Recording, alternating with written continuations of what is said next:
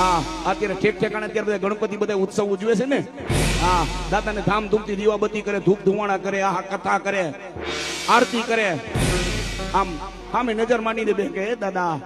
એ રીતિ સીટીના દાતા એવી એવી પ્રાર્થના કરે કામ ધંધામાં બરકત દેજો પરિવારનું ધ્યાન રાખજો અને વિસર્જન કરવા જાય તમે ખાલી એકવાર નજર કરવા જાજો મળમૂત્ર હોય ને ઘણી જગ્યાએ એવી મૂર્તિઓ ન્યા પડી હોય હે પણ જે એનો સમય આવે ને હે ખરેખર ધર્મ કોઈ દુબળું નથી એટલું યાદ રાખજો પોપટપરાનો ડાયરો જેથી સમય આવે ને હે તેથી એનો જવાબ મળે એટલું યાદ રાખજો હો હા એટલે હું તો ન્યા લગી કહું છું ભલામણ એ તો ધર્મ છે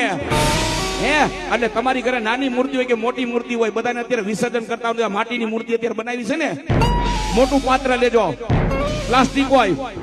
કે કદાચ સ્ટીલ નું હોય મોટું પાત્ર લેજો હે અને એમાં છે ને એની માથે જડ નાખી